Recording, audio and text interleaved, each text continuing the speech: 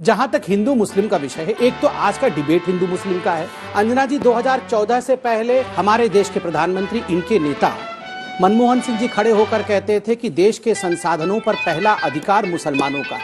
कभी कहा जाता था कि इस देश के संसाधनों पर किसी एक संप्रदाय विशेष का अधिकार है, कि भारत की संपत्ति पर पहला अधिकार फलाने संप्रदाय का है। Wait a minute. Along with programs for the uplift of scheduled castes, scheduled tribes, other backward classes, minorities and women and children.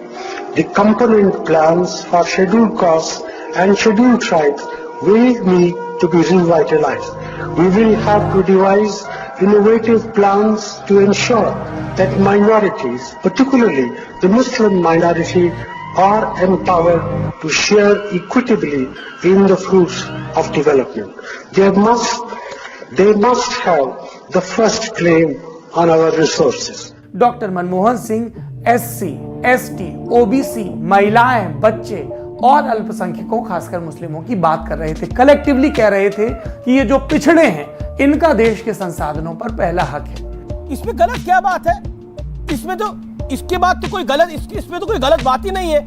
नहीं, बिल्कुल कन्फेस कर रहे भाई साहब। आपके आगे मार देंगे आप हमें, आप बम फेंक देंगे हमारे घरों पे, हम क्या कर सकते हैं? ये सवाल आपको भी पूछना चाहिए और ये भी जानना चाहिए कि सच्चर कमेटी की रिपोर्ट जो यूपीए के कार्यकाल में बनी थी जस्टिस राजेंद्र सच्चर की अध्यक्षता में, उसमें बताया क्या गया था? उसमें बताया गया था कि देश में अल्पसंख्यकों खासकर मुस्लिमों की स्थिति पिछड़ेपन के मामले में दलितों से भी गई गुजरी है और इनका स्तर सुधारने के लिए प्रयत्न किए जाने चाहिए। देखिए, रहमानी जी का कहना है कि 2014 से पहले इस प्रकार का कोई कम्युनल एजेंडा टीवी पे अमूमन डिस्कशन नहीं होता था, 2014 के बाद हुआ है। मैं बताता हूं साइंटिफिकली और लॉजिकली क्यों हुआ है। 2014 से पहले जब देश के प्रधानमंत्री खड़े होकर कहते थे देश में संसाधनों पे पहला अधिकार मुसलमानों का है, तो स्वाभाविक है इस पे डिबेट नहीं होता था और लोग कहते थे यही शायद सेक्युलरिज्म का डेफिनेशन यही है कि पहला संसाधनों पे अधिकार मुसलमानों का है। संबित जी, हर विषय को आप लोग हिंदू मुसलमान कर देते हैं, ये कैसे होगा? ये आप चुनाव के लिए कर रहे हैं, ये उचित नहीं है, ये ठीक राजनीति नहीं है। ये आतंकवादियों के लॉयर से बोलिए, ये बीच में नहीं चिल्लाना होता है। इस वीडियो के सामने आने के बाद सवाल तो बनता ही है।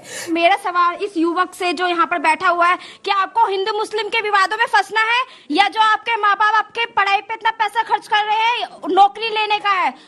आपका मेरा सवाल इनके जवाब से मिल जाएगा। बताइए, क्या आपको नौकरी चाहिए? चलिए अंजना जी, अगर आप अन्यथा नहीं लेंगी तो मैं कुछ कहूँ? बोल लीजिए। मोदी, कहाँ है तेरा 56 इंच? कैसा है तू रेजिग्नेशन दे दे, तू हट जा। और तमीज से बात करना, समझे? कटोरे में बैठा के अभी सही कर देंगे तुम्हारे जैसों को। तमीज से बात कर।